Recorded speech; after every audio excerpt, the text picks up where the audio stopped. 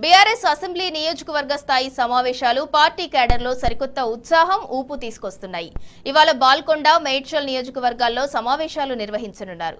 బాల్కొండలో MLA Vemula Prashanth Reddy ఆధ్వర్యంలో విస్తృత స్థాయి సమావేశం జరగనుంది. అటు ఎమ్మెల్యే మల్లారెడ్డి ఆధ్వర్యంలో షామీర్పేటలో బీఆర్ఎస్ కృతజ్ఞత సభ నిర్వహిస్తున్నారు. విస్తృత స్థాయి సమావేశాల్లో గ్రామ స్థాయి నుంచి నియోజకవర్గ స్థాయి నాయకులు, కార్యకర్తలను భాగస్వామ్యులను చేస్తున్నారు. భవిష్యత్ లక్ష్యం, ప్రణాళికలను పార్టీ కేడర్కు, నేతలకు వివరిస్తున్నారు. రాబోయే పార్లమెంట్ ఎన్నికల్లో అనుసరించాల్సిన వ్యూహం, పార్టీ పటిష్టతకు తీసుకోవాల్సిన చర్యలపై కేడర్కు దిశానిర్దేశం చేస్తున్నారు.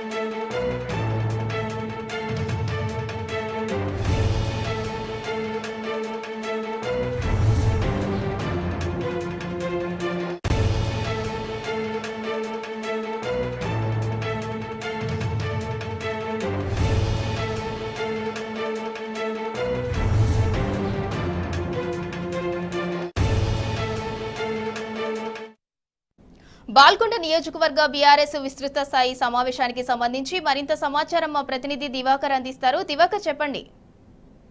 సింధూర మరికాసేపట్లో మాజీ మంత్రి ఎమ్మెల్యే వేముల ప్రశాంత్ రెడ్డి ఆధ్వర్యంలో బాల్కొండ నియోజకవర్గ బీఆర్ఎస్ స్థాయి సమావేశం ప్రారంభం కానుంది. ఈ సమావేశానికి పల్లరాజేశ్వర్ కూడా హాజరు కానున్నారు. ముఖ్యంగా బాల్కొండ నియోజకవర్గానికి సంబంధించినటువంటి బీఆర్ఎస్ నాయకులు, కార్యకర్తలు అంతా కూడా ఇందులో పాల్గొననున్నారు. వారిని అందరినీ ఉద్దేశించి మాజీ మంత్రి, అదేవిధంగా వక్తలందరూ మాట్లాడనున్నారు. అతిపెద్ద కార్యకర్తలు సభ్యత్వం ఉన్నటువంటి బీఆర్ఎస్ పార్టీ రానున్నటువంటి పార్లమెంట్ ఎన్నికల్లో అనుసరించాల్సినటువంటి వ్యూహాలపై ఇందులో చర్చిస్తారు. ముఖ్యంగా పార్లమెంట్ పరిధిలోని అన్ని నియోజకవర్గాల్లో పార్టీ ఇప్పటికే సంస్థాగతంగా బలంగా ఉన్నటువంటి పార్టీని పార్లమెంట్ ఎన్నికల్లో గెలిపించేందుకు ఎలా కృషి చేయాలని చెప్పి వారంతా చర్చించనున్నారు. ముఖ్యంగా కాంగ్రెస్ పార్టీ ఏదైతే 6 గ్యారెంటీలు అని మోసపూరిత వాగ్దానాలతో అధికారంలోకి వచ్చింది, దాన్ని ప్రజల ముందు ఎట్లా ఎండగట్టాలి, గ్రామీణ స్థాయిలో ఉన్నటువంటి కార్యకర్తలు ప్రజల్లోకి ఈ అంశాలను ఎట్లా తీసుకెళ్లాలి అని పలు సూచనలు చేయనున్నారు. ఇప్పటికీ ఎన్నికల కోడ్ వస్తుందనే ఒక నెపంతో, ఒక అబద్ధంతో ఈ హామీలన్నింటినీ కూడా మరింత పెండింగ్ లో పెట్టే ప్రయత్నం చేస్తుంది కాంగ్రెస్ పార్టీ. దీన్ని ప్రజల్లోకి బలంగా తీసుకెళ్లాలని చెప్తున్నారు. అదేవిధంగా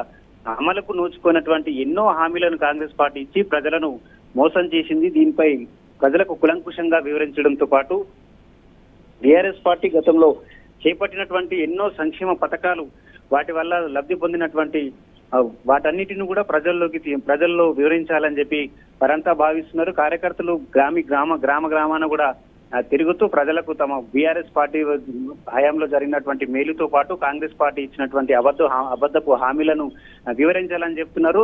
పార్లమెంటు పరిధిలో ఉన్నటువంటి 7 నియోజకవర్గాలకు సంబంధించినటువంటి కార్యకర్తలంతా కూడా అప్రమత్తమై ఈ ఎన్నికల్లో భారీ మెజారిటీతో నిజామాబాద్ పార్లమెంటు స్థానాన్ని కైవసం చేసుకునేందుకు వాళ్ళు వ్యూహాలు రచిస్తున్నారు. ముఖ్యంగా కాంగ్రెస్ పార్టీకి ఈ ఎన్నికల్లో వచ్చినటువంటి ఓట్లు 1.8% బీఆర్ఎస్ కంటే ఎక్కువ మాత్రమే వచ్చాయి. అంటే ప్రజలు బీఆర్ఎస్ పార్టీ వైపే ఉన్నప్పటికీ అక్కడక్కడ జరిగినటువంటి పొరపాట్ల వల్ల అసెంబ్లీలో అలాంటి ఫలితాలు వచ్చాయి. అది పునరావృతం కాకుండా ఈసారి ఎట్లా ముందుకెళ్లాలి, ప్రజలను మరింత చేరువ ఎట్లా అవ్వాలి అనే అంశాల మీద కూడా చర్చిస్తున్నారు. పార్టీలో ఉన్నటువంటి మొదటి నుంచి కష్టపడుతున్నటువంటి కార్యకర్తలకు కానీ, నాయకులకు కానీ సముచిత స్థానం కల్పిస్తారని చెప్పి కూడా వాళ్ళంతా ఒక ప్రకటన కూడా చేయనున్నారు. మాజీ మంత్రి ప్రశాంత్ రెడ్డి ఆధ్వర్యంలో ఇప్పటికే మండలాల వారీగా కూడా సమావేశాలు నిర్వహించడం జరిగింది. మరి కాసేపట్లో ఈ నియోజకవర్గ స్థాయి విస్తృత స్థాయి సమావేశం కూడా ప్రారంభం కానుంది. Sindhura. Right, thank you Diwakar.